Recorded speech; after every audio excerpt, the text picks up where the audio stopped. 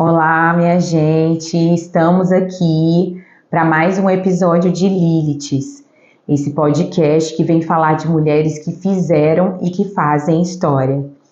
E chegamos à parte final de Tudo sobre o Amor de Bell Hooks. Gente, é isso. Vamos falar sobre os capítulos finais aqui desse livro incrível, dessa escritora que eu sou uma grande admiradora. E nós vamos falar hoje sobre reciprocidade e sobre perda, amar na vida e na morte. Então, aqui ela começa, ela traz vários pontos a respeito da reciprocidade, ela faz inclusive um resgate da própria história, e eu acho isso muito corajoso por parte da Bell Hooks, porque ela se coloca em vários momentos do livro. Ela fala que buscava nos seus parceiros o amor que ela não teve pelo pai, então ela buscava o pai nesses parceiros e ela reconhece tudo isso é muito corajoso. Ela fala sobre a questão de homens que escolhem permanecer nesses lugares, às vezes nas relações com as mães, né,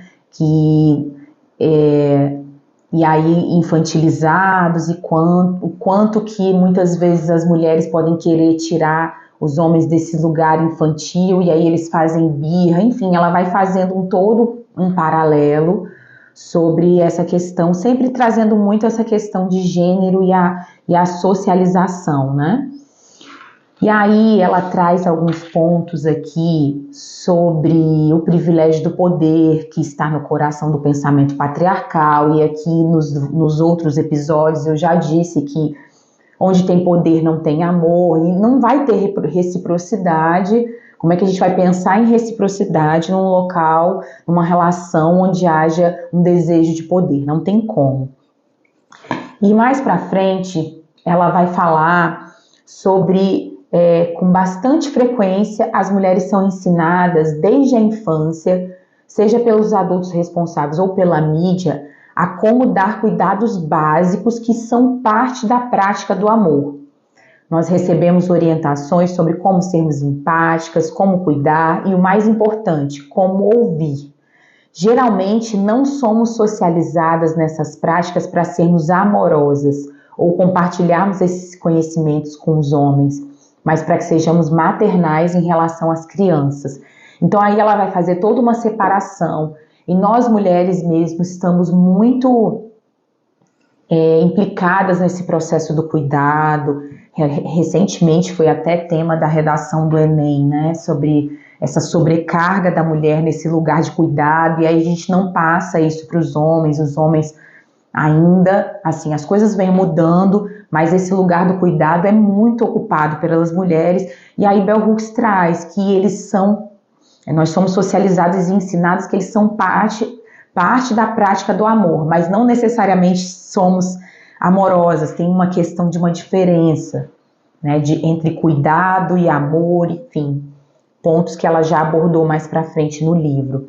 E aqui ela diz que muitas vezes o respeito que uma mulher exige e mantém numa relação entre mãe e filho não é considerado importante em vínculos entre adultos, caso exigir respeito de homem interfira em seu desejo de conseguir manter um companheiro. E isso é problemático. Ela aponta que se as mulheres exigissem o mesmo respeito que exigem numa relação mãe e filho, exigissem com os homens, elas seria muito mais, as relações seriam mais saudáveis, né? Seriam melhores e mais amorosas, porque não teriam essa hierarquia de poder. Se a mulher exigisse respeito, e aí vem a questão da reciprocidade. E aqui ela vai trazer um outro ponto que a gente já falou aqui, que é escolher agir com honestidade é o primeiro passo no processo do amor. Não há um praticante de amor que engane. E isso é muito importante.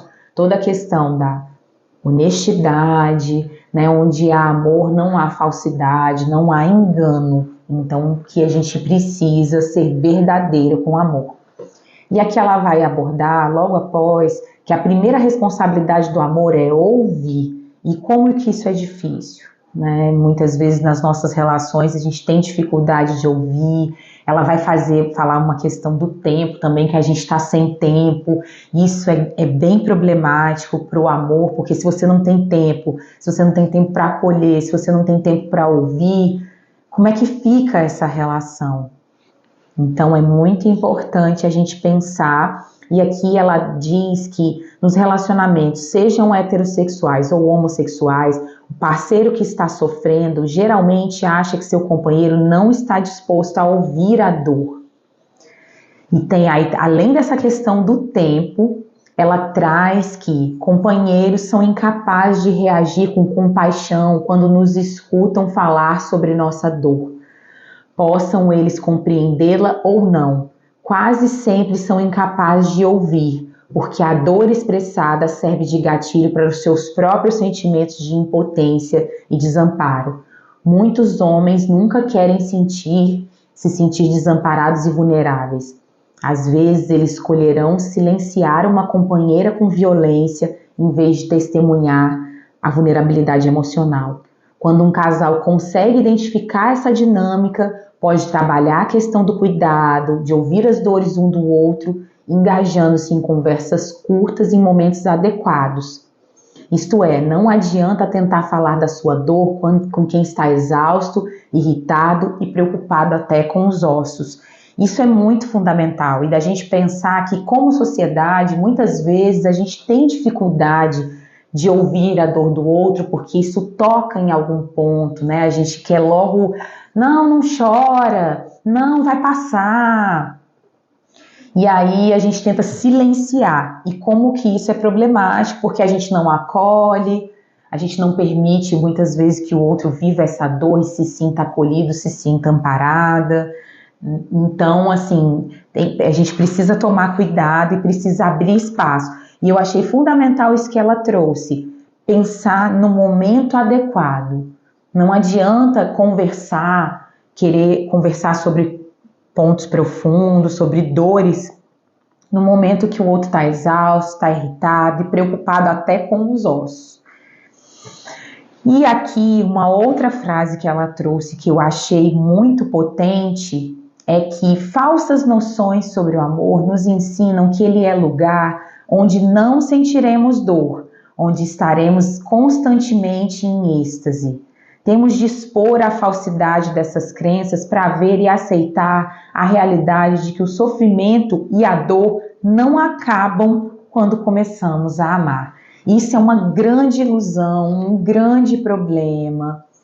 E a gente precisa, ela traz aqui, a gente precisa aceitar. A aceitação da dor é parte da prática do amor. Então o amor, gente, ele não vem para nos anestesiar, nos blindar do sofrimento. Faz parte do processo. A dor faz parte da vida, o sofrimento faz parte da vida. E a gente não tem como erguer um muro para se proteger, porque, não, agora eu estou amando, eu estou aqui, eu estou refletindo, estou pensando sobre o amor e agora, ok, estou totalmente protegida. Não é bem por aí. Então, a gente precisa aceitar a dor, que ela é prática, ela é parte da prática do amor. E aqui ela fala também da questão da atenção, da importância da atenção e traz mais uma vez reflexões sobre ver o amor como uma prática, como uma ação. E aí nós vamos falar agora um pouco sobre perda, amar na vida e na morte.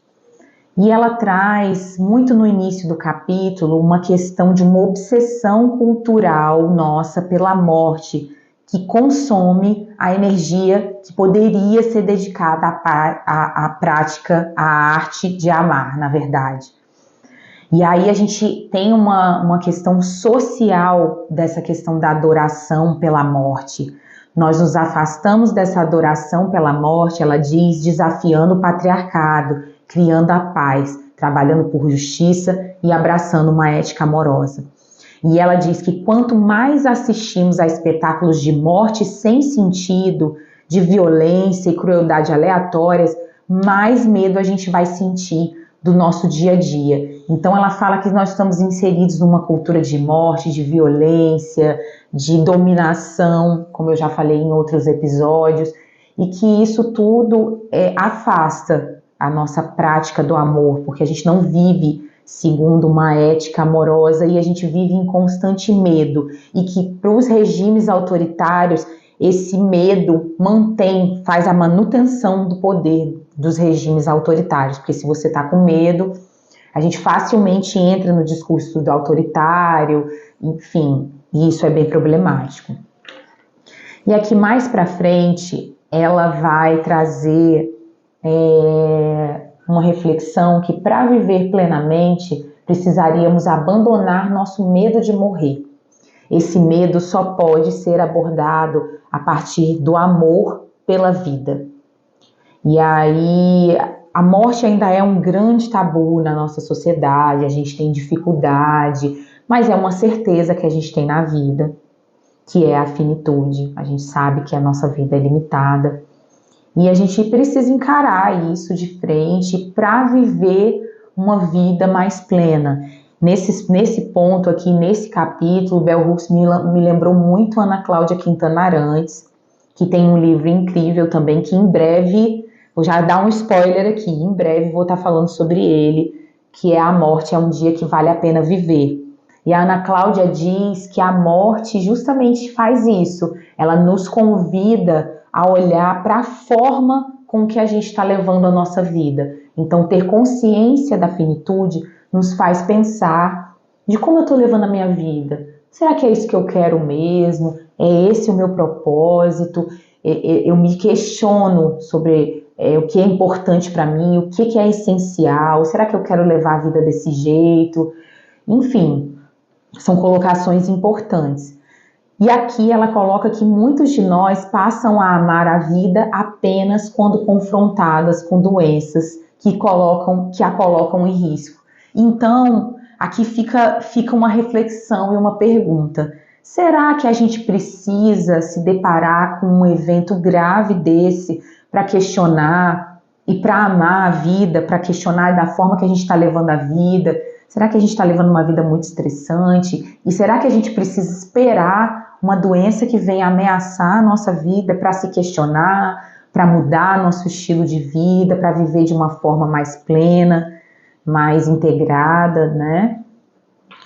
E aí ela relata aqui episódios de uma pessoa que trabalhava com a Elizabeth Kubler-Ross. Elizabeth Kubler-Ross foi uma mulher que escreveu muito sobre essa questão da morte, se debruçou muito sobre essa questão. E ela traz aqui que muitas pessoas tratam a morte com desespero porque percebem que não viveram a vida que queriam. Elas nunca encontram seu eu verdadeiro ou nunca encontraram o amor que seu coração desejava conhecer. E olha como é forte. E esse viver, elas não viveram a vida como queriam. E aí, no final da vida, elas se deparam com isso. Isso traz muito arrependimento, isso traz muita dor. Então, assim, é toda uma reflexão de que a gente precisa olhar para todas essas questões. Ela fala o amor nos convida a sofrer pelos mortos como um ritual de perda e celebração, de celebrar esses mortos, das pessoas que amamos quando elas morrem. Ela vai abordar essa questão. Nós que amamos sabemos que devemos preservar os laços na vida e na morte. Nosso luto, nossa permissão para que sintamos a perda de pessoas que amamos é uma expressão do nosso compromisso, uma forma de comunicação e comunhão. Quando recusamos a total expressão do nosso luto, ele se mantém como um peso em nosso coração, causando dor emocional e padecimentos físicos. Então a gente precisa dar espaço para esse luto, para as pessoas que perdemos e que amamos, que a gente perdeu e que nós amamos, que elas são parte de nós, elas estão dentro de nós, mas infelizmente também é uma outra característica social de que não tem espaço para o sofrimento, não tem espaço para uma pessoa enlutada, porque a gente precisa fazer a roda do capitalismo girar e a gente não tem esse espaço para sentir essa dor, para acolher essa dor. E fechando esse episódio, vou trazer aqui o último parágrafo do capítulo de que Bell Hooks aborda o tema sobre a morte. E ela diz o seguinte: aceitar a morte com amor significa que abraçamos a realidade do inesperado, das experiências que não podemos controlar. Nós não precisamos ter ansiedade infinita e nos preocuparmos se vamos realizar nossos objetivos ou planos. A morte está sempre ali para nos lembrar que nossos planos são transitórios. Ao aprender a amar, aprendemos a aceitar a mudança. Sem mudança, não podemos crescer. Nosso desejo de crescer no espírito na verdade, como nos posicionamos diante da vida e da morte, prontos para escolher a vida. Então é isso, gente. Fechamos aqui com este episódio. Os episódios sobre tudo sobre o amor.